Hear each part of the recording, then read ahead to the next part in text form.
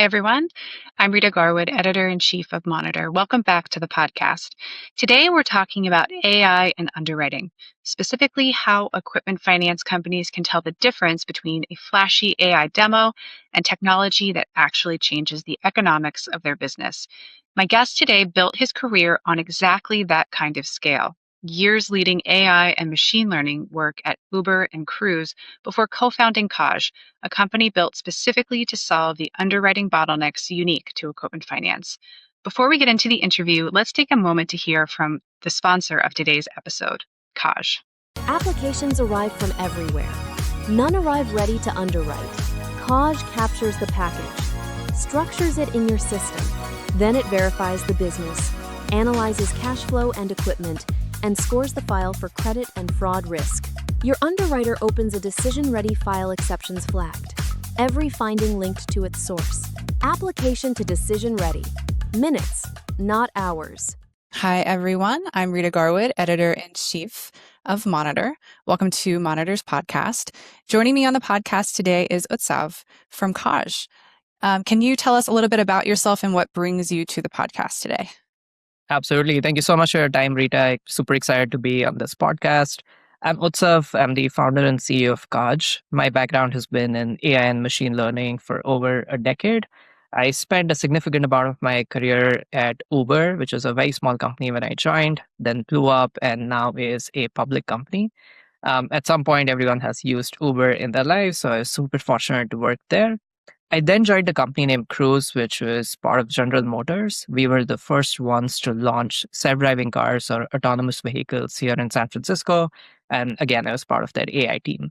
From there on, we started Kaaj with my co-founder, Shivi. She's had a lot of experience working in credit and fraud risk at multiple banks, American Express. So she's very close to the small business lending ecosystem, which is your world. And then we were trying to pair that experience with my AI and machine learning experience.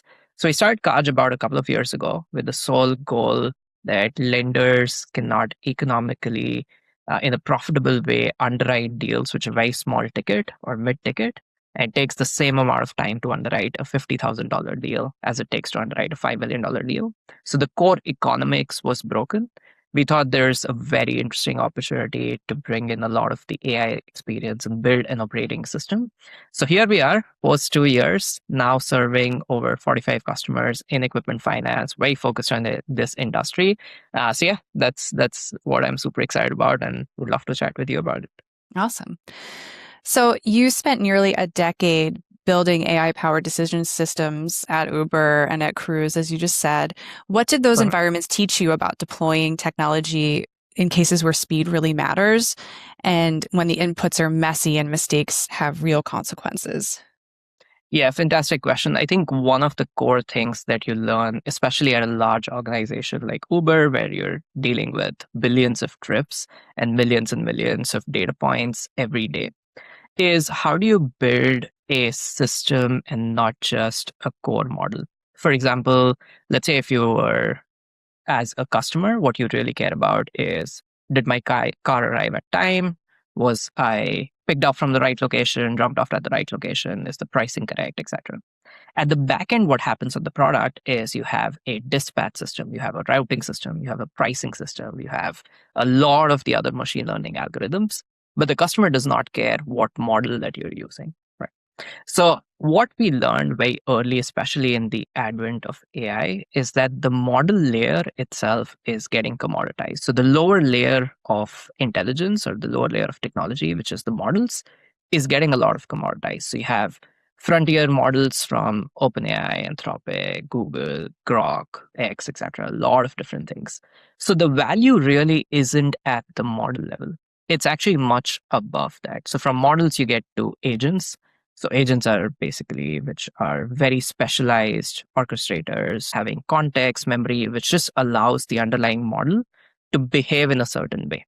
On top of that is the orchestration layer, which is building an entire system of agents which are very specialized, which are dealing with multiple different things. So this is what I learned at both Cruise and Uber, which is how do you build those orchestration and large-scale systems and deal with thousands and millions of data points and not just one single chatbot.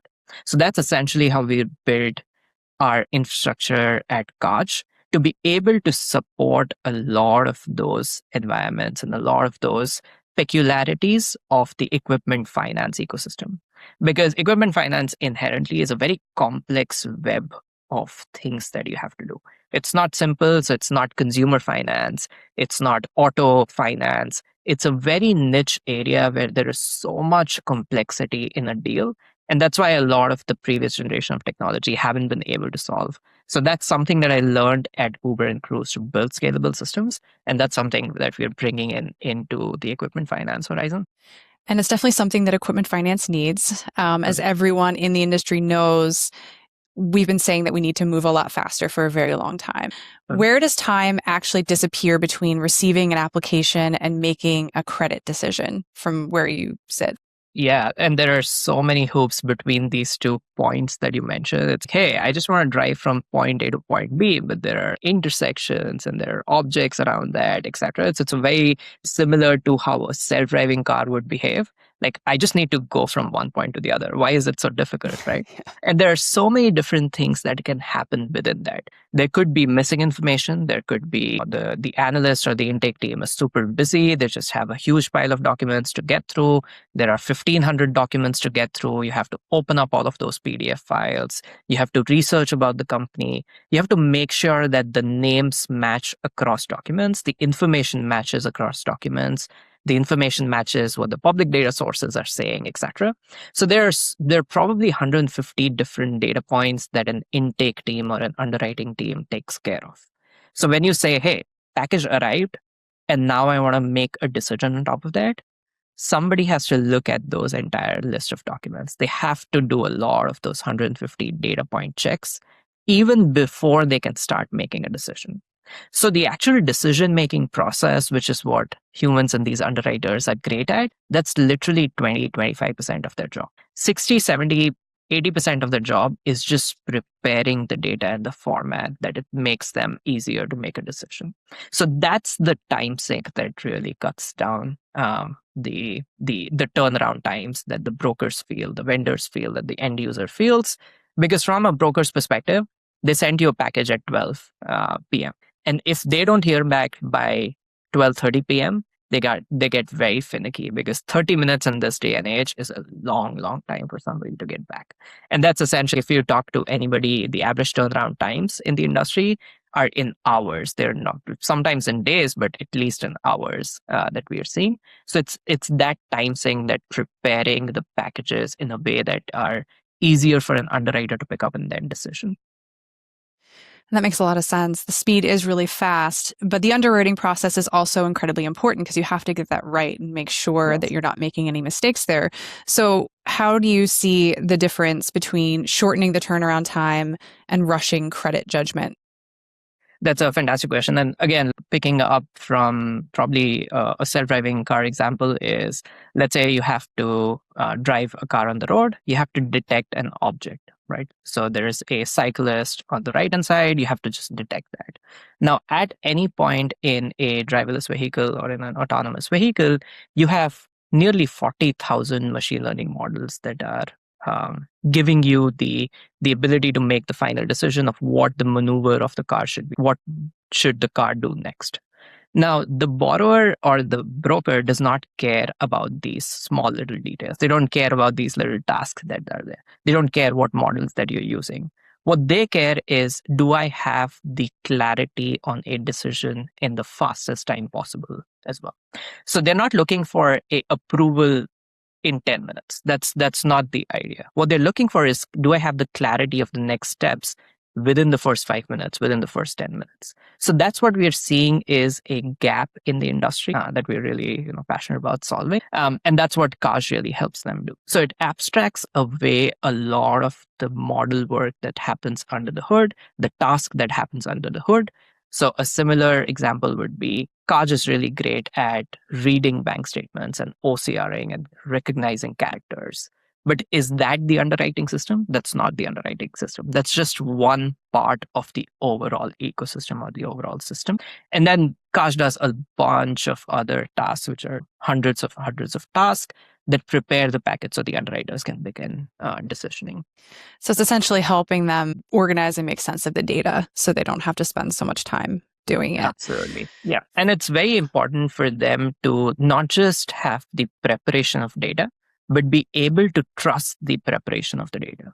Because if you're not able to trust what the model outputs or what the orchestration layer outputs, then you're just doing the same work again by checking and rechecking a lot of the work. So the way that we solve and we get around this is we follow a lot of the memory and context that these organizations already have. So let's say if we're working with an equipment finance company who's been in the industry for 25 years, they have 25 years worth of knowledge of processing applications in a certain way. So it's not just every deal that goes through 15 steps is the happy path. What we see is most deals have these peculiarities. They have a lot of these edge cases, rare instances, what happens in X, Y, Z, etc. And that's essentially what the lenders are really good at because they have seen so much of variety of deals that they have processed. We can mimic a lot of the policies that they have written, and which is the institutional knowledge that these lenders have. That's fantastic. So getting back to the speed of the process, if a lender has a slow underwriting operation, how does that affect more than the customer experience? Do you see it affecting deal quality or confidence of their brokers, operating margin? What kind of things does it impact beyond the customer experience? Absolutely. So yeah, one thing is customer experiences. First and foremost, obviously, the average age of a small business owner in the US is declining. It used to be in the late 40s or even 50s. Now it's in the late 30s. So people's expectation of everything that they touch is just faster. So customer experience is obviously the first thing that is visible on the front. However, what's not visible is the backend. It's the expectation from brokers, vendors, their partners is also rapidly changing with the experience of the customers as well. Because they are being hemorrhaged and pinged by their customers saying, hey, are you getting back to me or not? Am I getting this funding or not? Which means that the expectation of the brokers would also be changing. Now, the easier that you make the interaction between brokers, vendors, partners, and lenders, the lower the friction and the lower the turnaround time for everyone in the industry, right? So that's essentially the core problem of that. Now, how it can relate to the operating margin is if you are somebody who is doing things in 6 hours versus somebody who's doing it in 16 minutes or even 6 minutes, that's a huge gap, which means that the preference of the next deal that the broker would have would be for the one who's having a much shorter turnaround time, which means that the quality of deal that somebody's getting, if they're just slow, is in negative selection. So they may only be getting deals which are not getting done in those first couple of hours, and only be then turned around to those slower lenders. And I think from a strategic standpoint, is just not preparing for the world that we are getting into or we already are into. Right? So that's essentially losing relevance of a brand is the core underlying risk for a lot of these companies who are just set in their ways, have been doing a lot of these processes the same way, and it has worked for 25 years, but it may not work for the next 3 to 5 years just because there's so much changing under the hood. Yeah, the world is changing so rapidly, and the pace of that change seems to accelerate. Like every day, there's something new, Absolutely. right? So, a big conversation that we've been having is what should AI or automation be handling, and what should stick with human judgment? From where you sit, how do you see that in equipment finance? Absolutely. So I think in equipment finance, it's very interesting how decisions are made. So it's almost the distinction between there is a science of the deal, which is the math aspect. Do the numbers make sense? Is this a fraud or not? Do the names line up or not? Do we have all the right documents? Do we have all the right OFAC checks? Do we have the right KYCs, etc.? So it's a lot of objective decision making or objective analysis of the deal, which is more the science aspect of it. Now, there is a completely more art aspect to this. Is an underwriter who spent 20 years in the industry, they exactly know what the boom and bust cycles are for transportation, for trucking. They exactly know a sole proprietor who's just started 6 months ago but has a history of running businesses successfully before, much more valuable than somebody who's been in business for 2 years. So there's a lot of the intricacies and the art of decision making. There's also the art of deal structuring and deal creation, right? So, okay, I'm going to approve this, but am I going to approve this at a 9.3% versus a 10.2%? What's the pricing of the deal? How can I structure this deal? What should be the payment terms? Do I give them, because it's an agriculture business, do I give them a 3-month off window or 2-month off window, etc.? So there is a lot of the art that goes into the structuring and decisioning of the deal, but there's the whole science aspect. And the science aspect is something that can get completely automated away. And that's what we're seeing with a bunch of these agents and a bunch of these architectures in automating almost the entire science part away so that humans can focus more on the decision making, on the art of the deal, on the relationship that they have with the partners, the relationship that they have with the direct customers, because this is not essentially a one deal and done industry. Companies do come back. If you are a restaurant buying an equipment or an oven right now, you may come back for another oven. You may come back for another equipment. You're almost playing the long-term game with a customer with repeat business, which means that the experience matters a lot more, right? So the relationship building, the decision making, the deal structuring is what they should focus on versus automate a lot of the objective science part of the deal.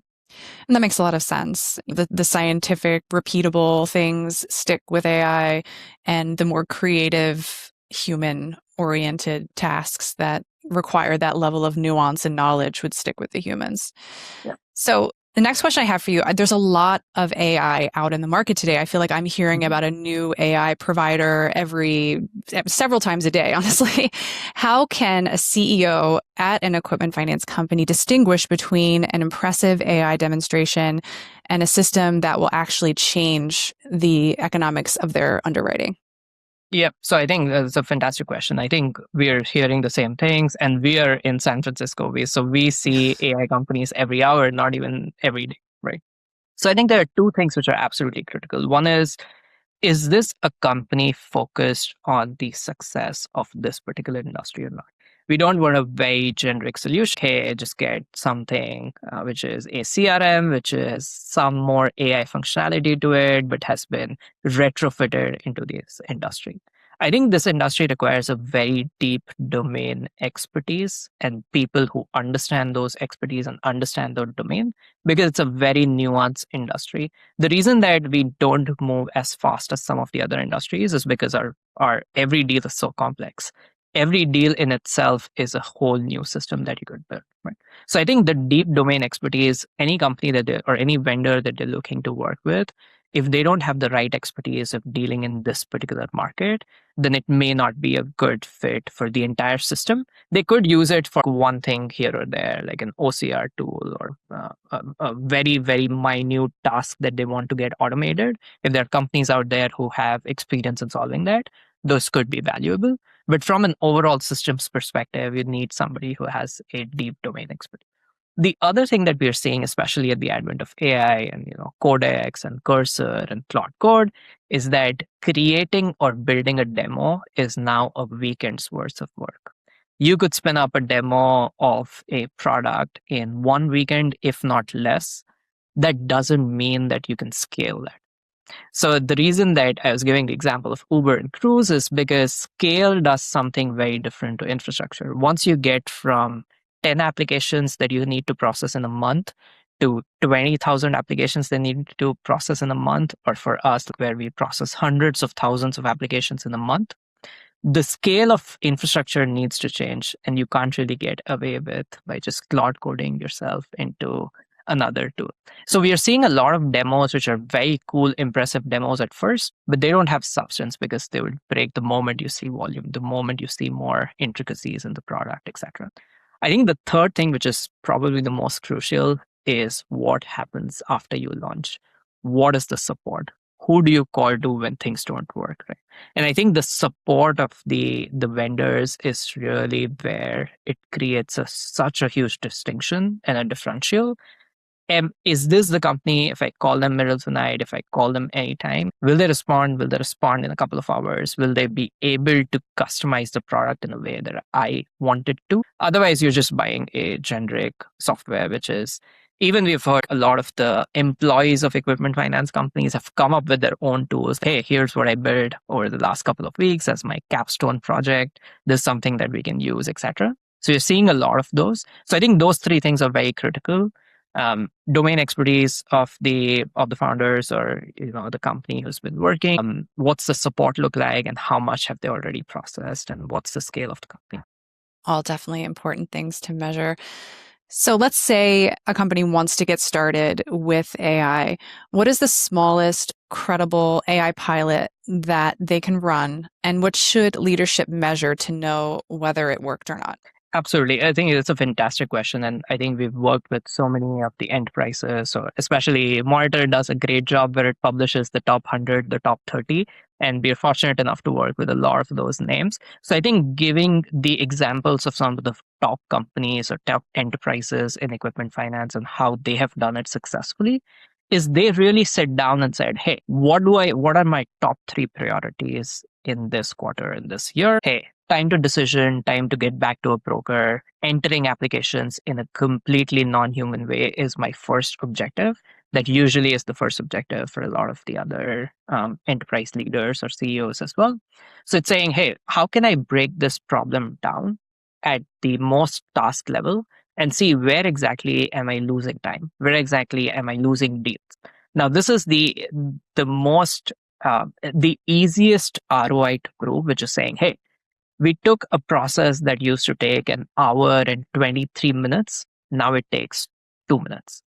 That's an hour and 20 minutes saved on every application. We do 500 applications a month or 100 applications a month. So it can evolve into X amount of dollars and X amount into years. That's the first order effect. The reason we like this approach is because it gives a very quantified view of the ROI.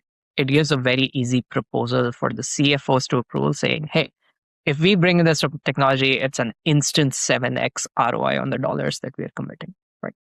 I think what we are getting into is the next phase, which is much more interesting, which is if we do X, if we have a faster turnaround time, what does that do to my business? Does it allow me to scale my operations? Does it allow me to process 1,000 applications versus 500 without having to grow my team? So just throw bodies at the problem, which is more on the revenue side, which is more the growth curve. And we see a lot of the strong leaders that we are seeing. They do have an eye on the short-term project. Hey, this gives me a cost advantage. But I think the best return on investment is what are you planning from a future perspective? How much do you want to grow? What's that growth look like from a technology standpoint, from an application standpoint, from a business standpoint? So I think the second is much more powerful in the long run, but you should start with the first one, which is, hey, what's the instant ROI that I can manage, that I can prove out? Which is usually the number of hours, the number of tasks that are repeatable, the turnaround types, which is more measurable, etc. So I want to talk about data for a moment. I feel like everybody's talking about the value of data and how to use their data to do all of these exciting things with AI. When lenders use third-party models and platforms, what data and decision history should they make sure that they continue to own during that process? I think this is such a fantastic question because the exact reason why we advise not going directly to a lot of these model providers and directly building is because a lot of these companies are just out there to get your data, right? If you look at the biggest model or frontier models of the company and you look at their enterprise agreements, etc., you're literally giving away years and years of history and knowledge and context to these companies who may come back and build a similar product in future, right? Or use the data in a way where it's not conducive to your business. Now, the way that we handle this is at Kaaj, we have enterprise agreements and zero data retention with every model provider that we use. Be it Google, be it Anthropic, be it OpenAI, everybody that we use, we have a zero data retention, which means that the moment we use their models, they don't get to even see the data under the hood, even for a second. So they have to instantly delete that the moment it reaches their servers, and which is what we do for a lot of the data instances that we have as well. So that's the number one thing. How are they hosting the data? Where are they hosting the data? Is this only going to US servers or somewhere outside? How are they using your data? Do you have zero data retention policies established with a lot of the model providers, etc.? And then how are you protecting your employees to not just upload a bunch of documents to random model companies, right? We're seeing a lot of companies do that. A lot of the employees do that, where they're just, hey, here's the application, here's the credit report, and they're just uploading to a model provider, which is extremely risky from a data security, etc. standpoint. So that's something that they have to think about. Who hosts the data, what models they are using, where it's resting, etc. And also this also comes back to when you're judging a vendor, you go look at not just their SOC 2 policy. So at a minimum, you have to be a SOC 2 type 2 compliant if you have to work in finance. But on top of that, do you have these agreements? If you're using any model providers, can you ensure that none of our data is getting hosted anywhere else or being used in trading modules or being used by any of the other AI modules? That's so important. So 3 to 5 years from now, what will a high-performing equipment finance credit operation look like? And what work will underwriters no longer be doing? Yeah, exactly. So I think a lot of the work, so we shadow a lot of the underwriters in our initial process. We shadowed hundreds of underwriters when we shadowed hundreds of intake teams on what they do exactly, how they do it, what are the jobs to be done. Now, when we interviewed with them, the most interesting things was they actually don't enjoy doing a lot of their work, right? If you talk to an underwriter, like nobody wakes up saying, hey, I want to open up a bank statement. I want to input 70 different amounts into a spreadsheet. That's not the job. That's the fun part. I think the fun part of the job is the creative aspect of this. There is a sort of a high that you get by either approving a deal, declining a deal, or making a decision. And I think that's the most creative and the fun part. So I think they'll have to, they will continue sticking and owning that. I think people will just move to higher leverage and higher order thinking tasks and start thinking from a systems perspective rather than owning a lot of these minute little tasks. So everything that is a task within a workflow that will get automated away in the next, probably not even 3 years, probably in a year or so. We're seeing a lot of the top performing companies that are some of our customers already reduce 90% of the human tasks that they were doing. And most of their underwriting is now focused more on the creative aspects of the job. That sounds like it would be good for the underwriters in the long run. Yeah. So we are nearing the end of our time here. I have one final question for you.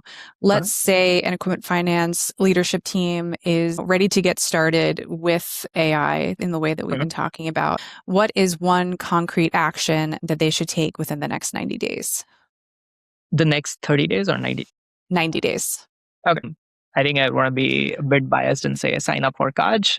But outside of that, no. So I think they really need to understand, sit down, really have a strategy of the entire operations.